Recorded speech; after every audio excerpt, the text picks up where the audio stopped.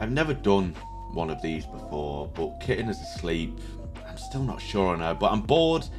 I figured this would be a good way to pass the time. It's been an interesting month. I feel like I've got myself out of danger. Initially, that was terrifying. All the wild animals. I've never been one for the wild, so being thrust into it, it was scary. I'm not really sure on Kitten. I don't know what to make of her. I offered her refuge, but she hasn't really said why she needed it. It worries me, so I'm keeping my distance for now. At least until I figure out her motives. I've got a few projects in mind, quite a few. I want to start experimenting and creating new things, but I'm not quite sure where to start. I think for now, I might just start laying some new flooring down. I figured a few things out DIY, so I shouldn't be too stuck with that. Well, I suppose this is the end of this. How would you end these? Kittens sounds like she's about to get up, so I suppose I should go and speak to her and try and figure out. But I suppose if this is my final few days of my life, at least people will find this and know about what happened, right? Our first few days of this video were pretty uneventful. We adjusted the scheduling for Jacob and Kitten a little bit, hopefully increasing their productivity. However, the way it works, it could have a negative effect on their mood just because they're doing loads of work. They are going to become workaholics by the end of this. Now, I did notice we were running low on medicine. Now, you do normally start with 30 medicine. However, I completely forgot about them and they did get destroyed. So we are having to try and get ourselves some herbal medicine for the time being, at least until a trader passes by. Now, this could leave us quite a bit vulnerable, so we are going to have to be extra careful if we are going to start hunting or if we do get raided. I think we need to start using some of this wood outside our base because it's just cluttering outside our base at this point, and I don't know if people can pick up the wood and potentially attack our colonists, which would be a bloody disaster. So we are going to start using it. Now, because we have got a geothermal vent just in front of our walls, we're not going to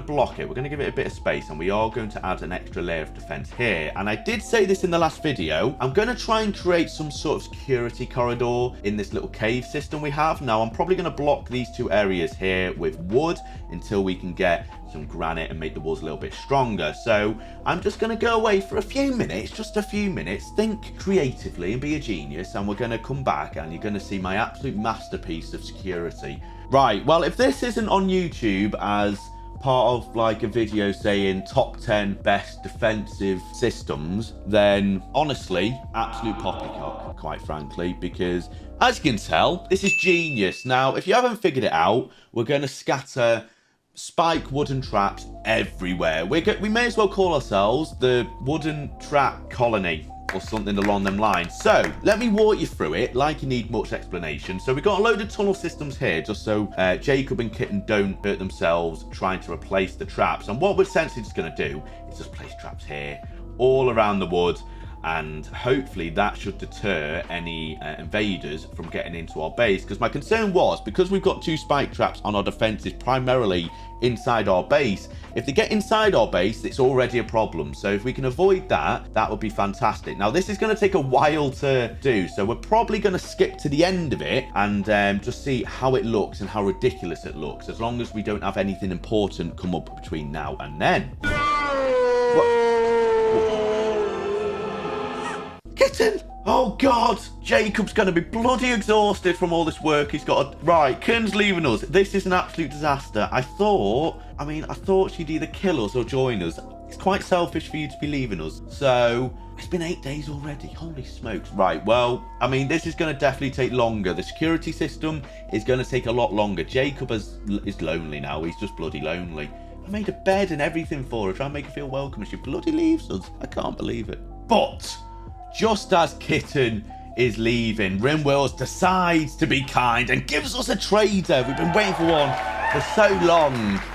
But then I realised I also left my money outside and now it's gone. So we have a grand total of 10 silver. I do sell some go juice and we end up with a mighty 42 silver. So it's gone well. Oh, just to add to the pain, Jacob also got food poisoning, so Kitten's poisoned him. Kitten has left Jacob horrendous meals, gone off, had lovely time here, slept in our beds, and also gave him food poisoning. Kitten, we better not see Kitten again, I'm telling you now.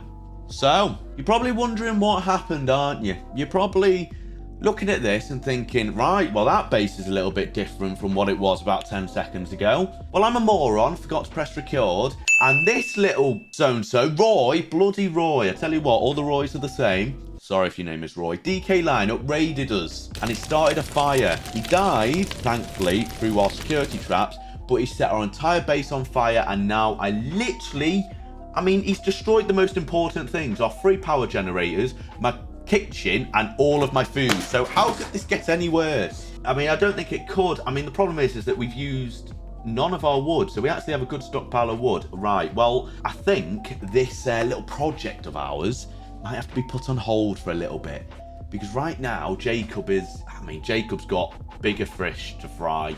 The plans haven't really gone as I'd expect. We now have to focus the next few days on rebuilding our little base. Brilliant. So once the base has been rebuilt, I decided to treat Jacob to a little bit more of a decorated bedroom. That's one of the things he's been kicking up a fuss about, is he's not happy with the bedroom he's currently got. So we decided to put a few little items in there. Hopefully that'll make him a little bit happier. Right then, round 2 of having somebody potentially join us, except this time it is definitely going to be permanent. Moss, a 9-year-old, has hailed us saying that he is being chased by the Red Rock Bandits, a new faction we've encountered, and is requesting assistance. We're obviously going to accept because Jacob does have a heart, but we are going to be going up against 1 settler.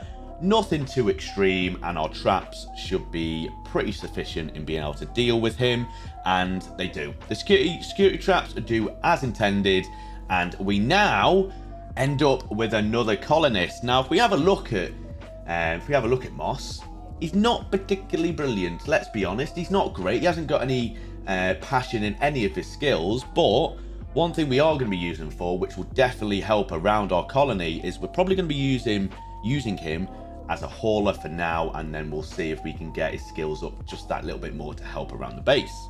And pretty soon after, Jacob also grew into an adult at the age of 13.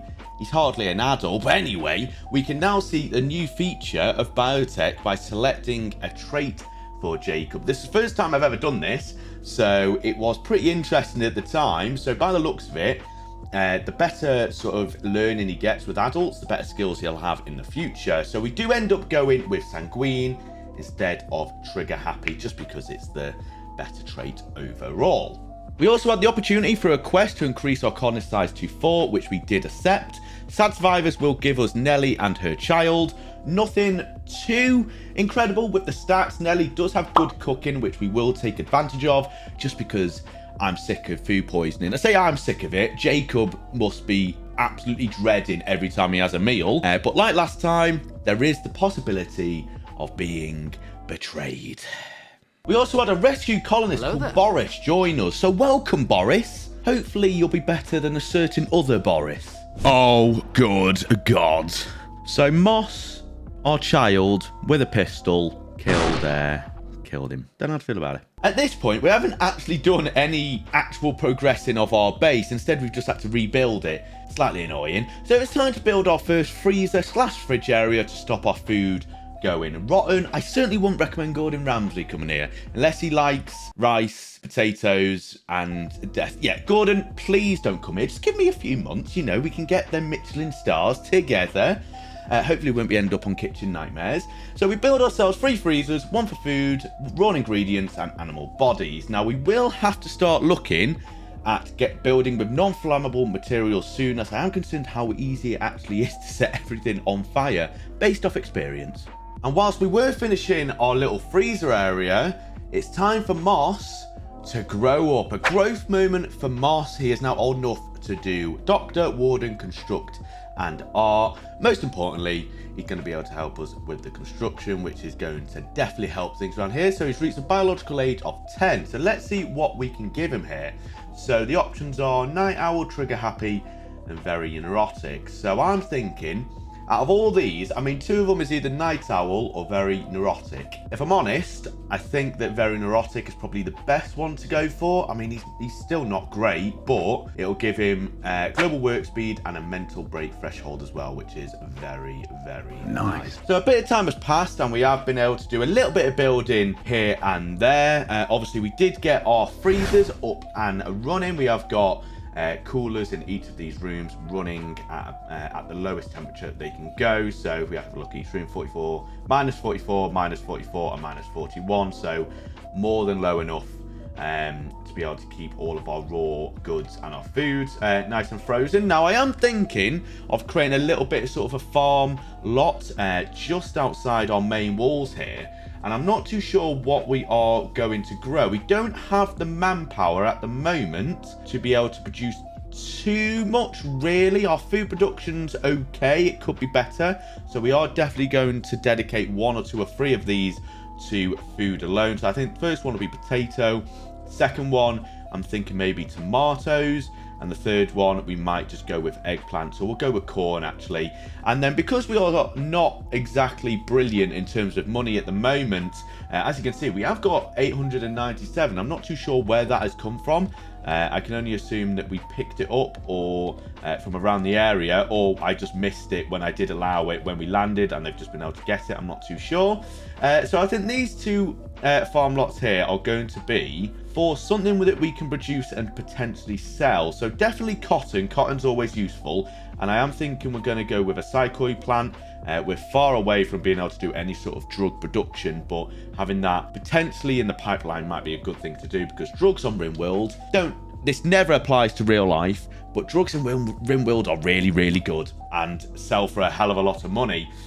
So that is where we are at, and we have expanded our base a little bit. I did just seal us off a little bit from the freezer just so we're not completely open, and I did decorate a little bit, you know, add a little bit of wooden floor. I am fully aware that I said that wood is obviously flammable and we don't want to use that as much as we are. Now there is one thing I noticed. Boris Bubbleton, that's right, Mr. Bubbleton here, he's a cannibal. His ideology says he needs to eat human meat. So that is going to add a little bit of a challenge, because we're going to have to somehow cook human meals or get human burgers, and we do still have a child in our ranks. So how that's going to go down, if Moss's parents ever come to visit, tell you what, we are in big trouble. But this is where we are going to conclude the second episode of Jacob's story. I do apologize, there hasn't been loads of progression in this episode. That's primarily because I'm a bit of an idiot. But from myself, Boris, Jacob, and Moss, have a lovely day. Take care of yourselves, and if you have enjoyed the video, make sure you hit like and subscribe. And if you have got any feedback or anything these episodes could improve on, do put it in the comment section below, because otherwise Jacob and Moss, well, they're armed with guns and we've got a 9-year-old with a pistol. So do you really want to mess with Moss? I don't think you do. But take care. Thank you very much for watching. I'll see you next time. Goodbye.